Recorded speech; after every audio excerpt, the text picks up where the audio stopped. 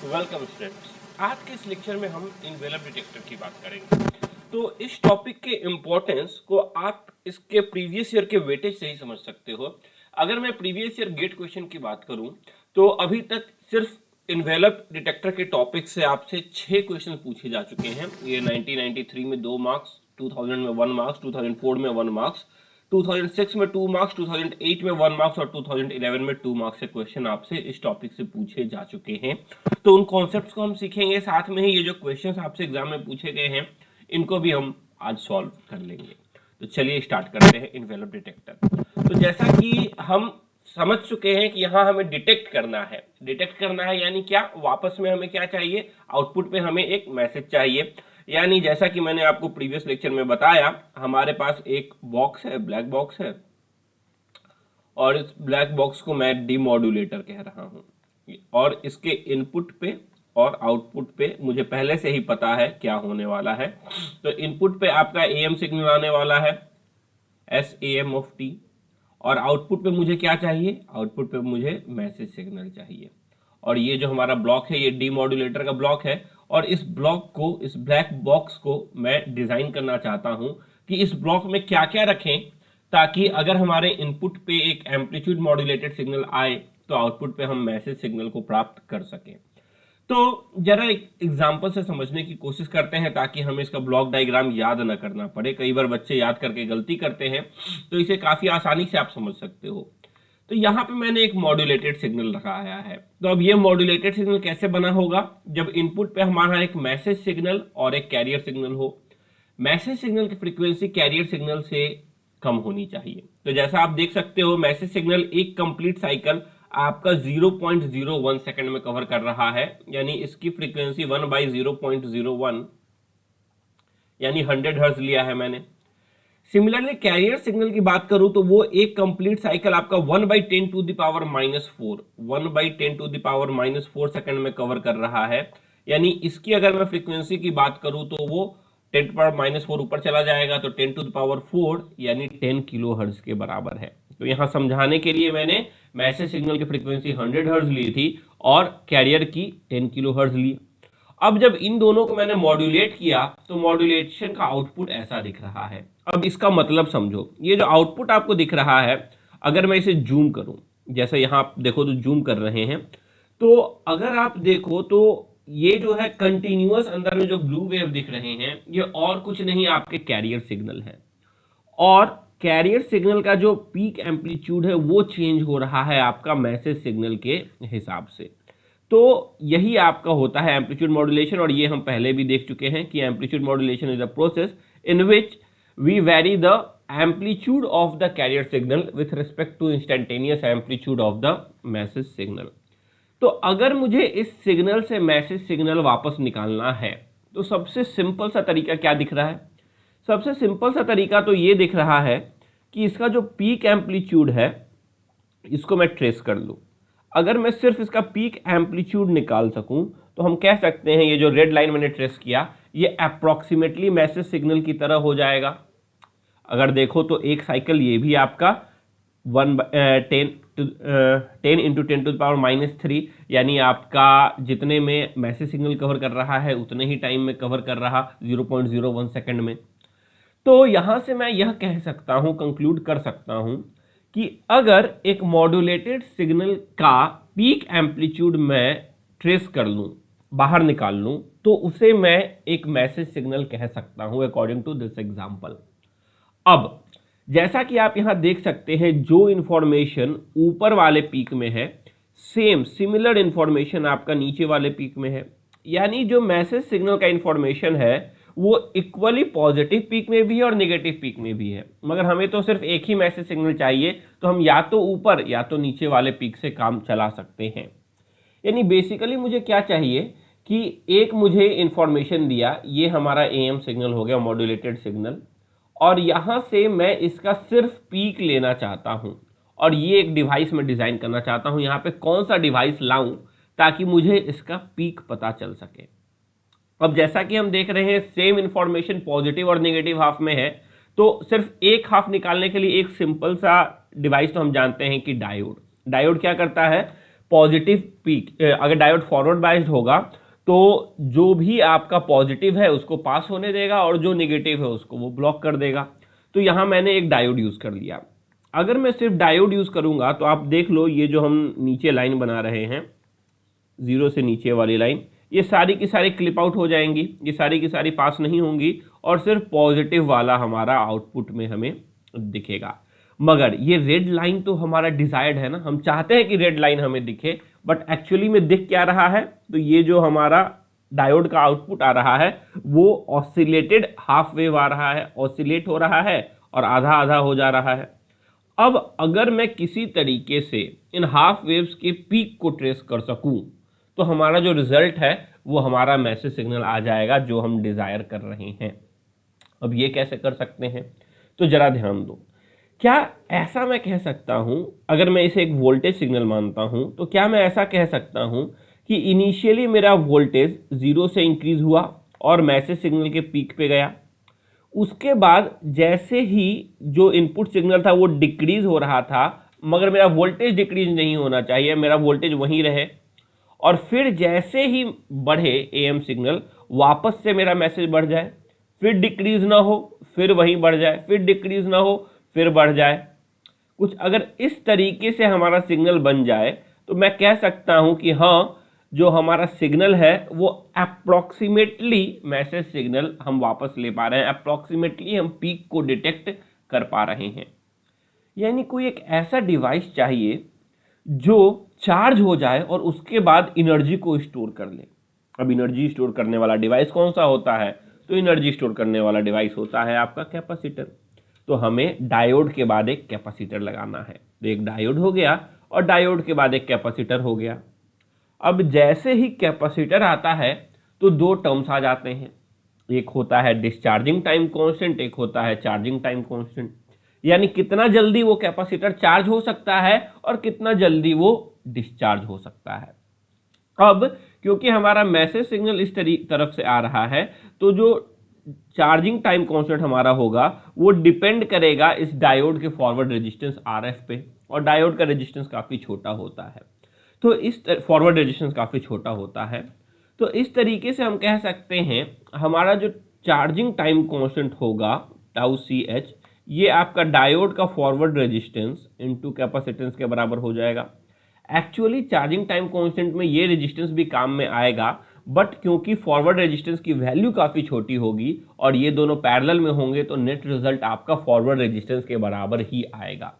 So basically जो diode जो capacitor आपका जो चार्ज होगा वो बहुत जल्दी चार्ज हो जाएगा। क्यों? क्योंकि आरएफ की वैल्यू आपकी बहुत छोटी है और यही हम चाहते हैं। क्यों? क्योंकि हम चाहते हैं कि फट से 0 से वो बहुत जल्दी से पीक वैल्यू पे पहुंच जाए। उसके बाद क्या हम चाहते हैं क्या कि वो जल्दी से नीचे आ जाए? जी नहीं, ये चीज़ हम नहीं चाहते।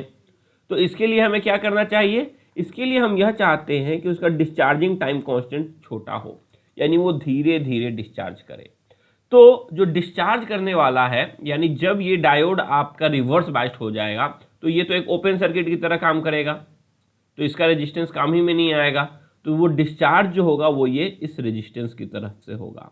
तो जो हमारा डिस्चार्जिंग टाइम कांस्टेंट है यहाँ पे वो हो जाएगा कैपिटल आर इंटू सी, जहाँ आर ये वाला रेजिस्टेंस हमने एक्स्ट्रा ऐड किया, तो यहाँ से वो डिस्चार्ज भी हो जाएगा और चार्ज भी हो जाएगा। तो एक एग्जांपल से समझते हैं किस तरीके से काम कर रहा है। मान लिया इनपुट पे हमने एक सिंपल सा साइनसॉइड वेव दिया, तो सबसे पहले क्या होगा? सबसे पहले हमारा कैपेसिटर जल्दी से चार्ज हो जाएगा, तो जैसे जैसे मैसेज सिग्नल आया वैसे ही वो आपका उसके पीक वैल्यू तक चार्ज हो गया। अब पीक वैल्यू पे जैसे ही वो पहुंचा तो उसने देखा कि मैसेज सिग्नल की वैल्यू घटने लगी, यानी अब कैपेसिटर का वोल्टेज इनपुट वोल्टेज से ज़्यादा हो चुका है। तो कैपेसिटर क्या करेगा? डिस्चार्ज होने लगेगा, मगर डिस्चार्ज के लिए वो ये वाला रेजिस्टेंस का पाथ फॉलो करेगा और कैपिटल आर की वैल्यू हमने ज़्यादा रख ली है, तो ज़्यादा रख लिया है तो वो धीरे धीरे डिस्चार्ज करेगा। तो वो धीरे धीरे आपका डिस्चार्ज हो रहा है, धीरे धीरे वो आपका डिस्चार्ज हो रहा है। अब जैसे ही वो डिस्चार्ज हो ही रहा था कि सडनली उसने देखा कि उसके क्रॉस का जो वोल्टेज है फिर से इनपुट वोल्टेज से कम हो गया, यानी फिर से वो चार्ज हो सकता है, तो वो फिर से जल्दी से चार्ज हुआ। फिर से वोल्टेज डिक्रीज हुआ तो वो डिस्चार्ज होने लगा, फिर से चार्ज हुआ और फिर से वो डिस्चार्ज होने लगा। तो अगर मैं ये रेड लाइन को ट्रेस करूं तो तो अप्रोक्सीमेटली पीक को मैं कवर कर सकता हूं, अप्रोक्सीमेटली, एग्जैक्टली नहीं। कुछ तो एरर होंगे, इनको हम रिपल्स कहते हैं, कुछ रिपल फॉर्म के एरर हमारे पास आ रहे हैं, तो इन एरर्स को हम यहाँ पे रिपल इफेक्ट कहते हैं। तो यहां से एक बात तो श्योर है कि अगर मैं सिर्फ एक डायोड, एक कैपेसिटर और एक रेजिस्टेंस लगाऊं तो मैं यह कह सकता हूं कि हमारा जो रिजल्ट आएगा वो अप्रोक्सीमेटली पीक को कवर, पीक को ट्रेस कर लेगा। तो एक बार एएम सिग्नल को देखते हैं कि एएम सिग्नल का किस तरीके से आउटपुट होगा। अगर इसके इनपुट पे मैं यह एएम सिग्नल दे रहा हूं तो हमारा आउटपुट कैसा दिखेगा, जरा इसको देख लेते हैं। तो मान लिया ये इनपुट था हमारा एएम सिग्नल, तो सबसे पहले क्या होगा, सबसे पहले हमारा कैपेसिटर डायरेक्टली जीरो से चार्ज हो गया और हमारा निगेटिव जो हाफ है वो तो डायोड ने क्लिप आउट कर दिया है, यानी हमारा जो काम होगा वो सिर्फ पॉजिटिव हाफ पे काम करने वाला है। तो सबसे पहले वो फट से चार्ज हो चुका है, जीरो से लेके maximum value of the input जो कि यहाँ पे 1 दिख रहा है। उसके बाद जैसे ही वोल्टेज उसके क्रॉस का डिक्रीज होने लगा, क्योंकि हमने डिस्चार्जिंग टाइम कांस्टेंट ज़्यादा रखा था तो वो धीरे धीरे डिस्चार्ज होगा। यहाँ देखो ब्लैक लाइन धीरे धीरे डिस्चार्ज हुआ। उसके बाद फिर से वोल्टेज इंक्रीज हुआ तो चार्ज हो जाएगा, फिर से डिस्चार्ज होगा, फिर से चार्ज होगा, और ये प्रोसेस आपका कंटिन्यू होते जाएगा चार्जिंग डिस्चार्जिंग का। और आप देखोगे अगर हम ऐसे ही करते चलें तो आपका अप्रोक्सीमेटली, नॉट एग्जैक्टली, अप्रोक्सीमेटली आपका जो मैसेज सिग्नल का पीक है वो आपका ट्रेस हो चुका है विथ सम रिपल्स। तो अब हमने अपने काम का 90% काम कर लिया है, यानी एक इन्वेलप डिटेक्टर के लिए हमें एक डायोड, एक कैपेसिटर और एक रेजिस्टेंस की जरूरत है। इतना करने के बाद क्या हुआ, उस आउटपुट में कुछ रिपल्स आएंगे और उसको हटाने के लिए आपको ज़्यादा कुछ नहीं, एक लो पास फिल्टर की ज़रूरत है, क्योंकि लो पास फिल्टर क्या करता है, वो उसके इनपुट पे जो भी आता है उसको स्मूथ आउट कर देता है। तो इसका जो आउटपुट होगा ये आउटपुट आपका मैसेज सिग्नल होगा। और हमने प्रीवियस लेक्चर में देखा है कि अगर आप एक डीमॉड्यूलेटर डिज़ाइन कर रहे हो तो डीमॉड्यूलेटर का आउटपुट सबसे एक्स्ट्रा वाला पार्ट जो होगा वो एक लो पास फिल्टर होना ही होना है। तो यहाँ हमने एक लो पास फिल्टर भी आपका ऐड कर देना है। यानी यह जो इन्वेलप डिटेक्टर है यह one of the simplest detector है, क्योंकि यहाँ पे आपको किन चीज़ों की ज़रूरत है, एक डायोड, एक रेजिस्टेंस, एक कैपेसिटेंस और एक लो पास फिल्टर, दैट्स ऑल। चलिए अब अगर मैं बात करूं यहाँ पे, तो ये जो टाइम कांस्टेंट हमने लिया कैपिटल R इंटू सी, इसके ऊपर कुछ रेस्ट्रिक्शंस हमें फॉलो करने पड़ते हैं ताकि हमारा डिटेक्शन, डिमॉड्यूलेशन जो हो सके वो अच्छी तरीके से हो सके। तो रेस्ट्रिक्शन क्या है, यह रेस्ट्रिक्शन बहुत इंपॉर्टेंट है। रेस्ट्रिक्शन यह है कि यह जो आपका टाइम कांस्टेंट है RC, ये आपका 1/FC और 1/FM के बीच में लाई करना चाहिए। ध्यान दीजिए यहाँ मैंने ग्रेटर देन लिखा है, इसका मतलब उसके बराबर नहीं होना चाहिए। RC की वैल्यू 1/FC से बहुत बड़ी और 1/FM से बहुत छोटी होनी चाहिए। ऐसा क्यों, जरा समझने की कोशिश करते हैं। यहां से ही दो इफेक्ट्स भी पता चलते हैं हमें इन्वेलप डिटेक्टर के। तो पहला केस लेते हैं। फर्स्ट केस में मैंने यह माना है कि जो हमारी RC की वैल्यू है वो बहुत छोटी है। अगर हमारी RC की वैल्यू कैपिटल R इंटू सी की वैल्यू बहुत छोटी है, इसका मतलब क्या हो गया, इसका मतलब यह हो गया कि जो हमारा डिवाइस है वो आपका डिस्चार्ज बहुत जल्दी हो रहा है। कैपिटल RC की वैल्यू छोटी मान लिया ना मैंने, तो वो डिस्चार्ज बहुत जल्दी हो रहा है। तो जैसा यहाँ पे देखो, सबसे पहले चार्ज तो वो आपका फास्ट हो गया मगर डिस्चार्ज भी जल्दी हो गया। अभी और कंप्लीटली डिस्चार्ज नहीं हुआ मगर ज़्यादा डिस्चार्ज हुआ। सिमिलरली आपका चार्ज हुआ फिर डिस्चार्ज हुआ। तो हम क्या देख सकते हैं इस आउटपुट में, इस आउटपुट में हम देख सकते हैं कि जो नंबर ऑफ रिपल्स हैं वो बहुत ज़्यादा है। तो आउटपुट में एक इशू आता है excessive ripples in the output, यानी हमारे जो आउटपुट है उसमें नॉइस बहुत ज़्यादा आएंगे रिपल्स के फॉर्मेट में अगर RC की वैल्यू छोटी हुई। अब जरा ध्यान देना, अगर RC की वैल्यू मैंने FC से भी छोटी कर दी, 1/FC के बराबर या उससे छोटी कर दी, तो क्या होगा जरा सोचो। ये चार्ज तो जल्दी होगा, डिस्चार्ज के वक्त भी वो आपका बिल्कुल ग्राउंड तक टच कर जाएगा, यानी excessive maximum amount of ripple हमारे आउटपुट में प्रेजेंट होंगे। इसीलिए कहा गया है RC की वैल्यू जो होनी चाहिए वो FC से बहुत ही 1/FC से बहुत ही ज़्यादा होनी चाहिए। केस 2 में चलते हैं। केस 2 में हमने यह माना है कि आरसी की वैल्यू बहुत लार्ज है। When RC is too large हमने अगर मान लिया, यानी ऑलमोस्ट एफएम के बराबर मान ले, तो क्या होगा? तो देखो, चार्ज तो वो फट से हो गया, अब डिस्चार्ज धीरे से हुआ, फिर चार्ज हुआ, फिर डिस्चार्ज हुआ, फिर चार्ज हुआ। अब जब वो पीक से डिस्चार्ज होना चालू किया तो तब तक वो चार्ज नहीं होगा जब तक उसके क्रॉस का वोल्टेज, कैपेसिटर के क्रॉस का वोल्टेज इनपुट वोल्टेज से ज़्यादा ना हो। और उस बीच में आप देखो इतने सारे साइकिल्स पास हो गए, यानी इतने सारे साइकिल्स का एग्जैक्ट पीक डिटरमाइन नहीं कर पाए। यहाँ पे ये हमारा नॉइस आ गया, और इस नॉइस को हम कहते हैं डायगोनल क्लिपिंग, क्योंकि डायगोनली हम इंफॉर्मेशन को क्लिप कर दे रहे हैं, मैसेज की इंफॉर्मेशन को लूज कर रहे हैं, तो इसको हम कहते हैं डायगोनल क्लिपिंग इफेक्ट। यानी अगर आरसी की वैल्यू बहुत ज़्यादा हो गई, कैपिटल आरसी जो हम डिस्चार्जिंग टाइम कांस्टेंट ले रहे हैं उसकी वैल्यू हमने बहुत ज़्यादा ले लिया, तो क्या होगा? तो हमारा जो आउटपुट होगा वो डायगोनली क्लिप्ड होगा, उसमें आपका क्लिपिंग इफेक्ट आपको दिखेगा।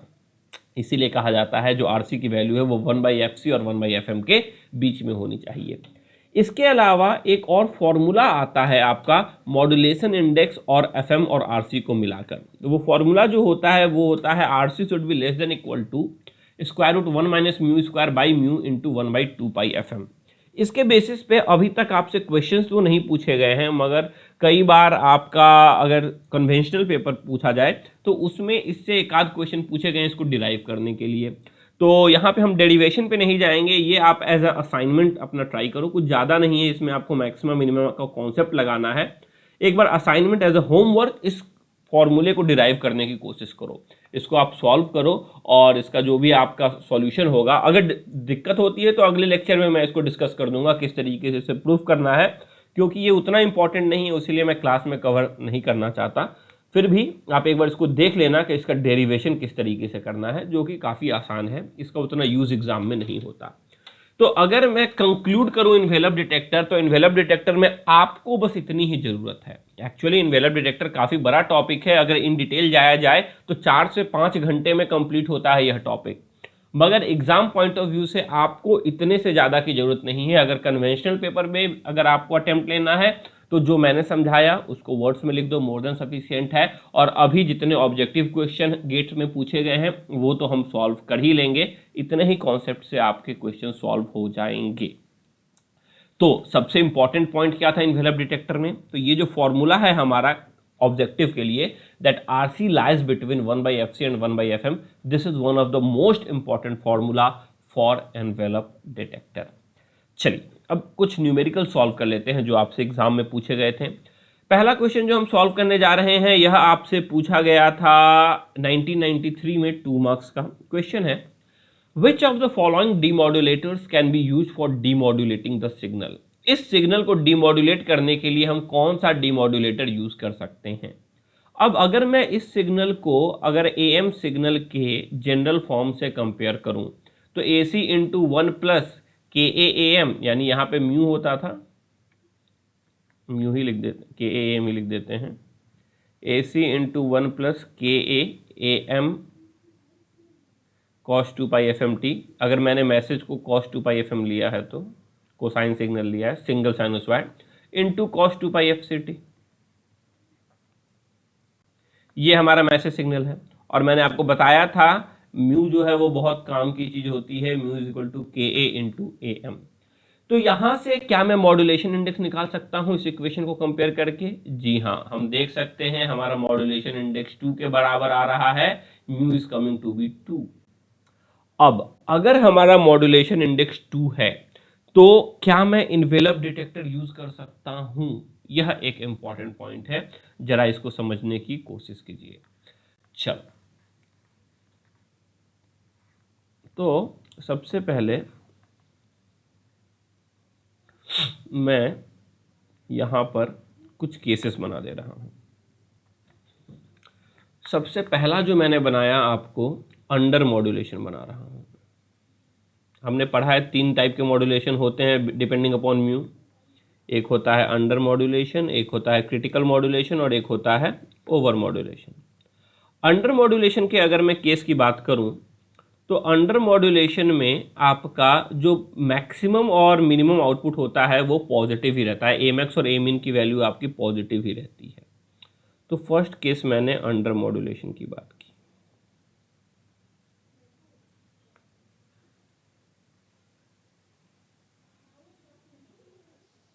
ये हो गया हमारा अंडर मॉड्यूलेशन। अब चलते हैं सेकंड केस। सेकंड केस में मैं आपका क्रिटिकल मॉड्यूलेशन बना देता हूँ। तो क्रिटिकल मॉड्यूलेशन में जो आपका मिनिमम पीक होता है वो बिल्कुल जीरो को टच कर जाता है।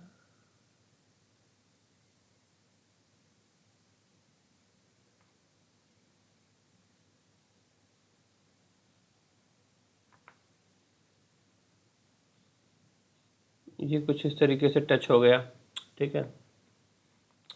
ये हो गया हमारा क्रिटिकल मॉड्यूलेशन। एक मिनट,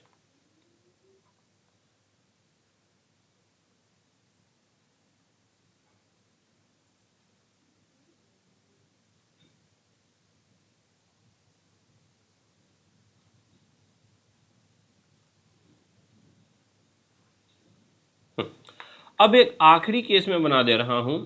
ये जो केस है हमारा, ये है आपका ओवर मॉड्यूलेशन का।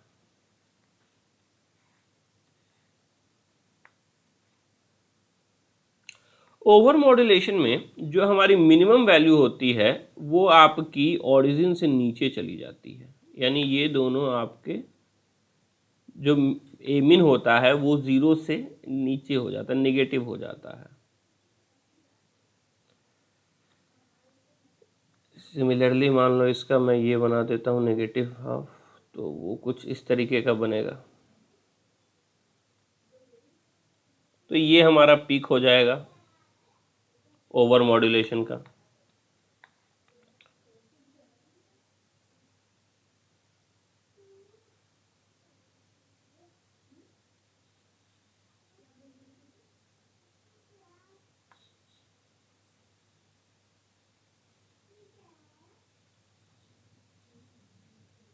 ये हमारा कुछ ओवर मॉड्यूलेशन बन गया, ठीक है। अब जरा इस पे थोड़ी सी एनालिसिस करते हैं कि अगर मैं इनवेलप डिटेक्शन करता हूं तो हमारा आउटपुट किस तरीके का दिखेगा। अगर मैं फर्स्ट केस की बात करूं तो फर्स्ट केस में वो यहां तक जाएगा, उसके बाद वो डिस्चार्ज होना स्टार्ट करेगा, फिर वो ऊपर जाएगा, फिर डिस्चार्ज होना स्टार्ट करेगा, फिर ऊपर जाएगा, फिर डिस्चार्ज होना स्टार्ट करेगा, फिर ऊपर जाएगा। क्या वो कभी भी जीरो को क्रॉस करेगा? नहीं, वो जीरो को तो क्रॉस कर ही नहीं सकता है, क्योंकि डायोड तो जीरो के नीचे उसको जाने ही नहीं देगा। यानी हमारा आउटपुट कुछ ना कुछ, ये जो ब्लैक लाइन है, ऑलमोस्ट मैसेज सिग्नल को ट्रेस कर लेगा। सेकंड केस की बात करते हैं, यानी क्रिटिकल मॉड्यूलेशन की बात कर रहे हैं। तो क्रिटिकल मॉड्यूलेशन में फिर से वो आपका चार्ज हुआ और फिर से डिस्चार्ज हुआ, यानी अभी भी अगर आप देखो तो ये ऑलमोस्ट मैसेज सिग्नल को ट्रेस कर पा रहा है। ऐसा नहीं है कि अभी वो मैसेज सिग्नल को ट्रेस नहीं कर पा रहा है, अभी भी वो आपका मैसेज सिग्नल को आराम से ट्रेस कर पा रहा है। अब बात करते हैं ओवर मॉड्यूलेशन। तो ओवर मॉड्यूलेशन में यहां चार्ज हुआ, डिस्चार्ज हुआ, चार्ज हुआ, डिस्चार्ज हुआ, चार्ज हुआ, डिस्चार्ज हुआ, यहां तक तो ठीक था। मगर यहां के बाद ये जो ग्रीन लाइन है ये ऊपर आ गया, बट हमारा मैसेज सिग्नल तो रेड लाइन को फॉलो कर रहा है ना। मगर ये जो जीरो के नीचे वाला लाइन है ये तो सारे आपके डायोड ने क्लिप आउट कर दिए। तो जो हमारा आउटपुट आया वो आउटपुट अब ग्रीन लाइन को ट्रेस करने लगेगा, क्योंकि पॉजिटिव पीक को वो ट्रेस कर रहा है, पॉजिटिव पीक के हिसाब से हमने डिजाइन किया है।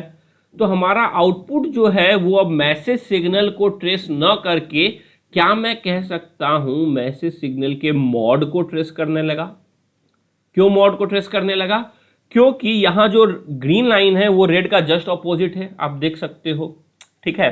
तो और हम डायोड यूज कर रहे हैं, तो डायोड ने नेगेटिव पार्ट तो क्लिप कर लिया, हम सिर्फ पॉजिटिव पार्ट को अब ट्रेस कर रहे हैं, और पॉजिटिव पार्ट में आपका उसका जस्ट ऑपोजिट वाला पार्ट आने लगा। इसीलिए ओवर मॉड्यूलेशन को, अगर ओवर मॉड्यूलेटेड वेव को हम देते हैं इनवेलप डिटेक्टर में, तो एग्जैक्ट हमारा मैसेज सिग्नल नहीं आ पाता। हमारा क्या ट्रेस होता है? Mod of M of T, message signal का मॉड्यूलस, यानी जो भी निगेटिव हाफ है उसको भी हम पॉजिटिव ले लेते हैं, उसके बाद हमारा ट्रेस होता है।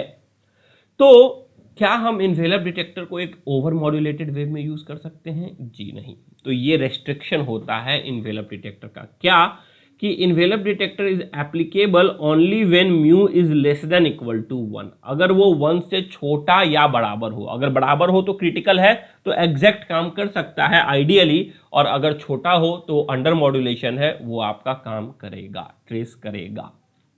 तो ये होता है आपका रिस्ट्रिक्शन इन्वेलप डिटेक्टर का, कि envelope detector works only when the value of the modulation index is less then 1। Envelope detector तभी काम कर सकता है जब मॉड्यूलेशन इंडेक्स की वैल्यू 1 से छोटी हो। तो चलिए अब जरा इस क्वेश्चन को सॉल्व करते हैं। तो यहाँ हमने देखा कि हमारे मॉड्यूलेशन इंडेक्स की वैल्यू 2 है, तो यहाँ हम इन्वेलप डिटेक्टर तो यूज कर नहीं सकते।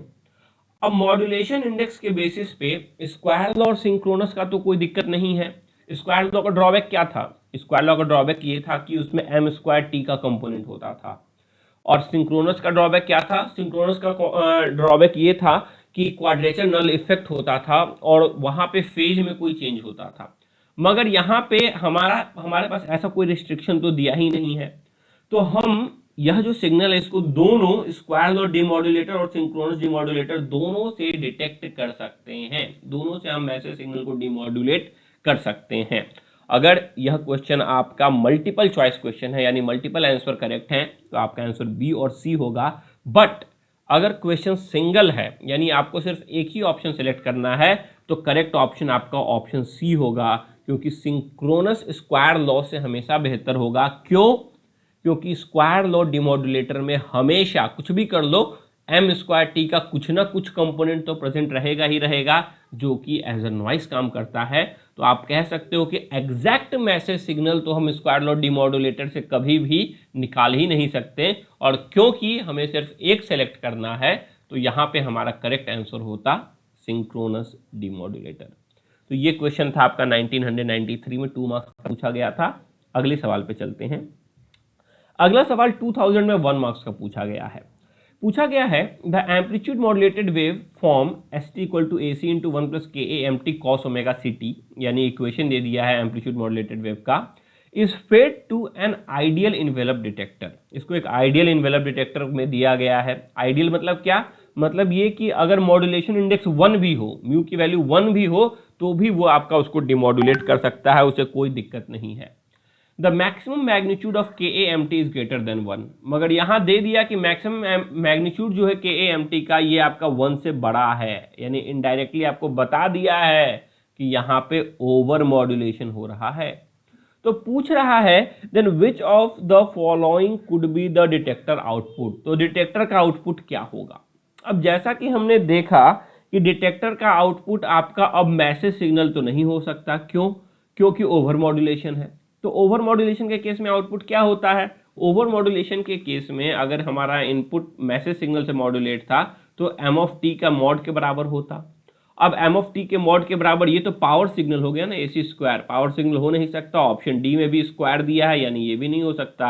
यानी हमारा आउटपुट जो होगा डिटेक्टर का, वो ऑप्शन सी के बराबर होगा, कॉस ओमेगा सी टी। ये हमारा कैरियर सिग्नल है, और इसका जो पीक है वो ए C into 1 plus K A M T का mod, A C into 1 plus K A M T का मॉड, यह हमारा डिटेक्ट हो जाएगा as an output of A M envelope detector. तो यह क्वेश्चन आपसे 2000 में पूछा गया था।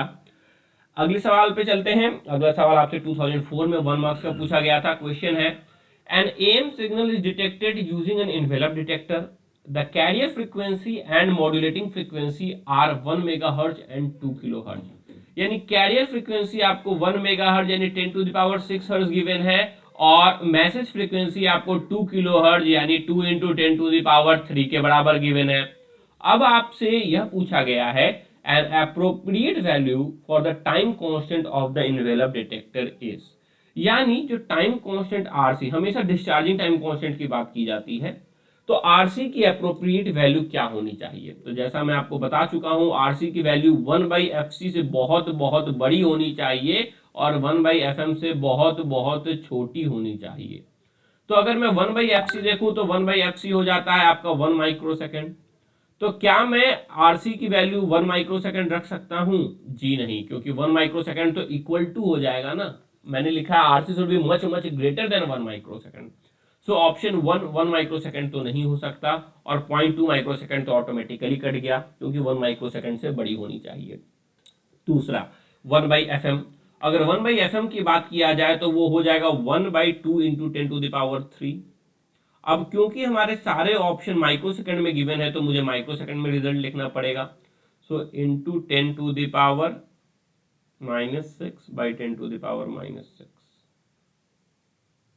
सॉरी इंटू 10⁻6/6 कर देते हैं मान लो।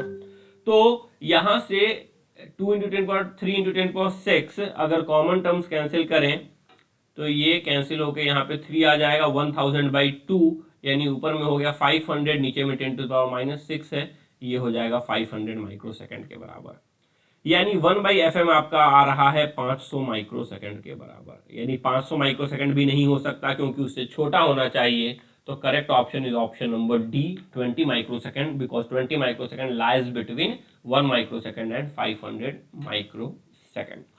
चलिए अगले सवाल पे चलते हैं। अगला सवाल आपसे पूछा गया है 2006 में 2 मार्क्स का क्वेश्चन है, the diagonal clipping in amplitude modulation using envelope detector can be avoided if RC time constant of the envelope detector satisfies the following condition.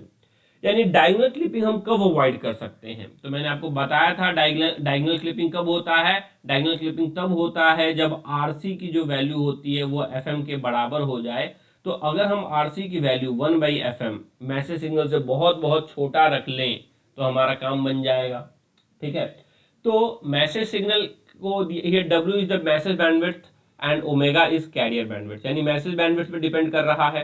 तो हम अगर यह लिख दे option number A that RC is less than 1/W where W is the message bandwidth, तो हम काम कह सकते हैं। क्यों, यहाँ जो W होगा, W का वैल्यू क्या हो जाएगा, FM। हमने देखा है लो पास फिल्टर का जो रिस्पॉन्स होता है वो हम कुछ इस तरीके से लिखते हैं, -FM से लेके +FM। तो बैंडविड्थ हम पॉजिटिव फ्रीक्वेंसी में कंसीडर करते हैं, तो पॉजिटिव फ्रीक्वेंसी ही तो FM हो गया, तो FM जो हो गया वो बैंडविड्थ हो जाएगा। तो यहां से हम कह सकते हैं RC should be less than 1/W। अगले सवाल पे चलते हैं। अगला सवाल 2008 में 1 मार्क्स का पूछा गया है, consider the amplitude modulated signal AC cos omega CT plus 2 cos omega MT cos omega CT for demodulating the signal using envelope detector. The minimum value of AC should be. अगर मैं envelope detector से इसे डिमॉड्यूलेट करना चाहता हूं तो AC का minimum value क्या होना चाहिए। अब देखो यहां से सबसे पहले इसको जनरल फॉर्म में लेके आओ, तो AC cos omega CT common ले लेते हैं, तो ये हो जाएगा 1 + 2/AC cos omega MT into cos omega CT, ये मैंने बाहर ले लिया। अब ये जो 2/AC आप देख रहे हो यही तो म्यू हो गया। फॉर्मूला याद करो, 1 + mu into cos 2πfmt into cos 2πfct। यानी हमारा ये जो 2/AC है ये आपका 1 से छोटा ही होना चाहिए, यानी AC की वैल्यू क्या होनी चाहिए, AC should be greater than 2। AC को उस साइड भेजें, यानी AC की जो मिनिमम वैल्यू होनी चाहिए वो 2 के बराबर होना चाहिए। The correct option is option number ए। अगले सवाल पे चलते हैं। अगला सवाल 2011 में 2 मार्क्स का पूछा गया था। A message signal is given by this MT cos 2000 pi t plus 4 cos 4000 pi t modulates the carrier signal cos 2 pi fct where fc is 1 megahertz to produce an AM signal। एक AM signal बन रहा है। For demodulating the generated AM signal using the envelope detector, the time constant RC should be। फिर से वही formula आपको use करना है, कौन सा, RC should be much less than 1/FM and much here 1/FC, much greater than 1/FC। अब FC की वैल्यू तो 1 मेगाहर्ट्ज है, तो 1/FC हो जाएगा आपका 1/10⁶ दैट इज 1 माइक्रोसेकंड, यानी 1 माइक्रोसेकंड से बहुत बड़ी होनी चाहिए। तो आप यहां से कह सकते हो आपका ऑप्शन यहीं से खत्म है, option number B, RC should be much greater than 1 microsecond. ये तो हो नहीं सकता। अब अगर मैं बात करूं 1/FM की, तो यहां से FM कौन सा लेंगे। अब मैसेज सिग्नल में हमारे पास 2 कंपोनेंट हैं, एक है 1000 हर्ट्ज पे और एक है 2000 हर्ट्ज पे। तो हमने देखा था मल्टीटोन मैसेज मॉड्यूलेशन में, AM मॉड्यूलेशन में जो मैक्सिमम होता है वही होता है हमारा मैसेज सिग्नल का बैंडविड्थ। तो इसका जो बैंडविड्थ होगा वो डिपेंड करेगा 2000 पे। तो इसका जो FM हो गया, अगर मैं इसका स्पेक्ट्रम प्लॉट करता हूं, मान लो तो स्पेक्ट्रम किस तरीके से प्लॉट होगा, यहाँ पे 0 हो गया, दो इम्पल्स आएंगे, एक इम्पल्स आएगा 1000 पे और दूसरा इम्पल्स आएगा 2000 पे।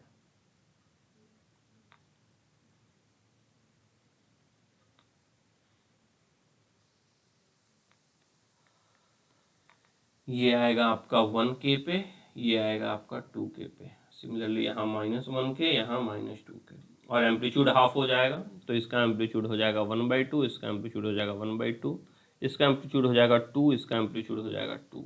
तो यहाँ से मैं देख सकता हूँ maximum message frequency minus minimum 2K minus 1K, 1K हो गया आपका इसका बैंडविड्थ, 1K हो जाएगा इसका bandwidth. The bandwidth will be equal to 1000 hertz, highest possible frequency minus lowest possible frequency.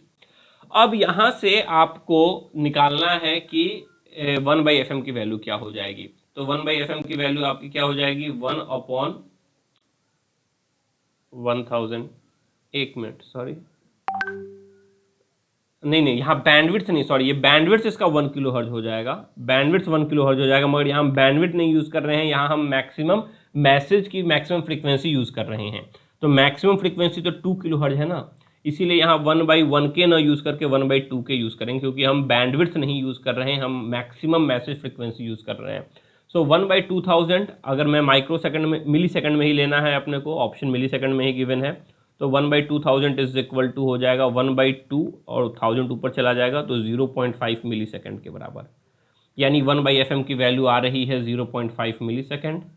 तो आपका जो RC होना चाहिए वो 0.5 मिली सेकंड से बहुत बहुत छोटा होना चाहिए और 1 माइक्रो सेकंड से बहुत बहुत बड़ा होना चाहिए।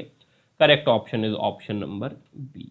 तो इस तरीके से इन क्वेश्चंस को आपको सॉल्व करना है जो आपसे एग्जाम में पूछे गए हैं। तो यह था आपका कॉन्सेप्ट एनवेलप डिटेक्टर का, और वो 6 क्वेश्चन जो आपसे गेट में पूछे गए हैं।